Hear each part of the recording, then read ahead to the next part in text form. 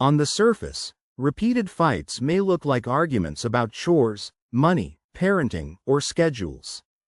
Underneath, they often carry deeper needs. One partner may see dishes in the sink and feel unsupported. The other may hear criticism and feel controlled.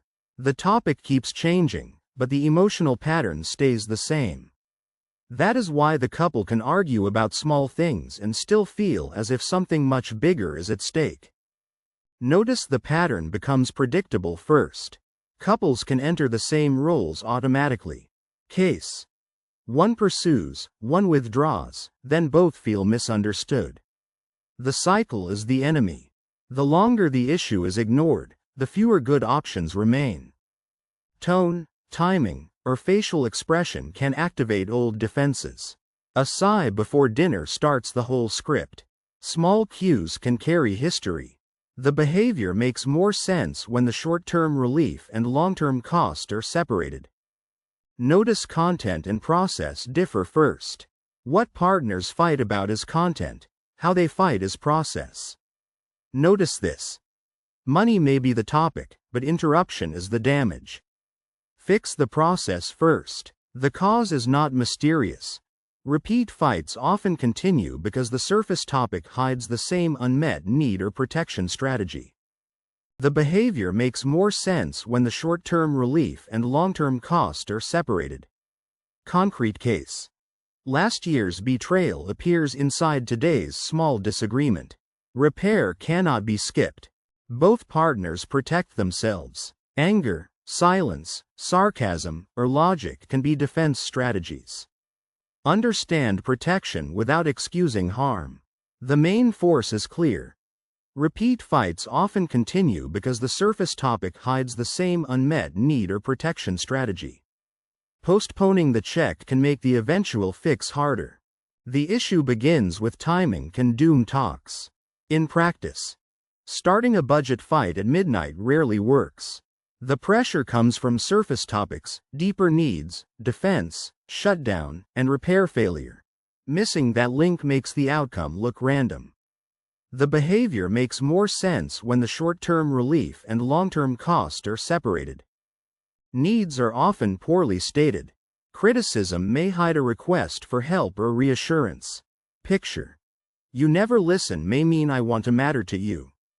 Translate complaint into need. The behavior makes more sense when the short-term relief and long-term cost are separated.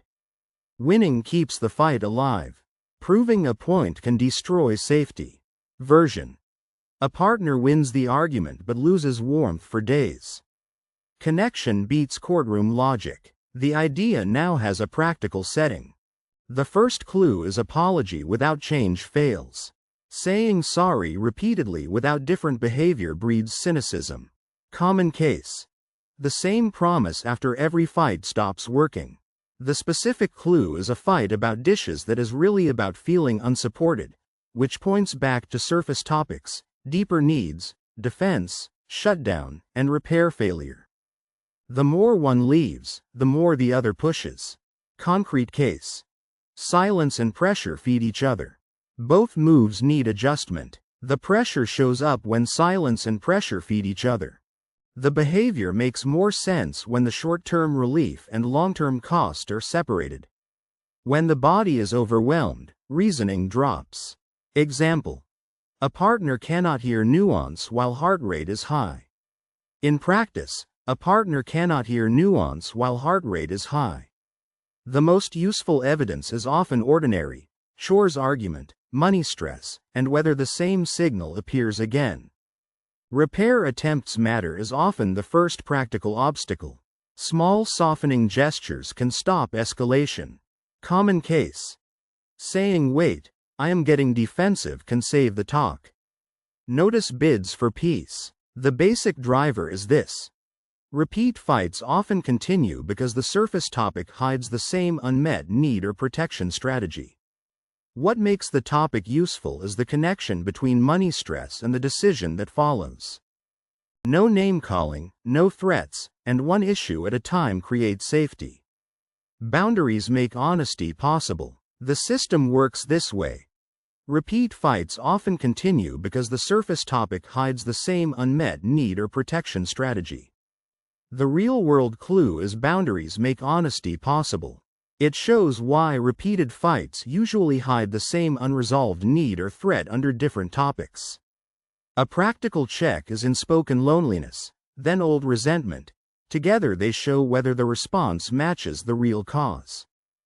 Specific requests work better than global complaints. Saying, "Please text me if you will be late," gives the other person a clear action.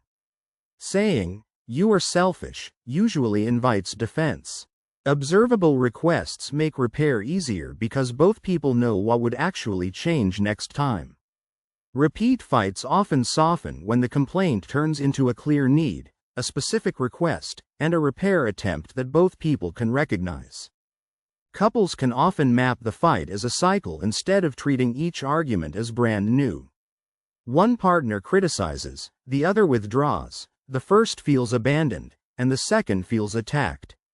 The topic may be chores or money, but the pattern is protest and protection. Writing the cycle down creates a moment of choice.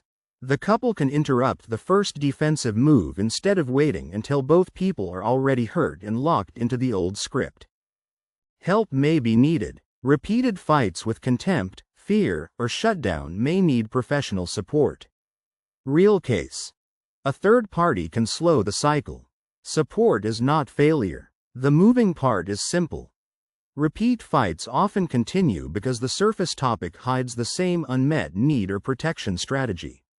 Repair starts when both people can name the softer feeling underneath the complaint. If old resentment keeps returning, the issue is no longer a single event, it has become a pattern worth addressing. Couples repeat the same fight when the surface topic changes but the emotional wound underneath stays untouched. Money, chores, texting, or family plans may be the doorway. Repair starts when the couple names the pattern while both are calm, not only the latest detail that triggered it. The couple may argue about dishes, but the real pain may be feeling unsupported every evening. Repeated fights often survive because the visible topic is not the real wound. A couple may argue about chores while the deeper message is, "I feel alone," or "I do not feel respected." Understanding chores argument helps separate the main issue from the noise around it. Couples often repeat the same fight because the surface topic changes while the deeper fear stays untouched. A disagreement about dishes may really be about feeling unsupported. A fight about a phone may really be about feeling unimportant. The argument may end for the night, but if the emotional meaning is never named, the same wound finds a new doorway later. The pattern changes when both people ask what the fight represented, not only who was technically right. Money, chores, phones, family plans, and schedules can all become doorways into the same emotional conflict. Underneath, one person may feel dismissed, controlled, alone, unappreciated, or unsafe during disagreement. Repair begins when the hidden need is spoken without turning the other person into the enemy. The goal is not to avoid every conflict. The goal is to stop recycling the same pain under a different title every week.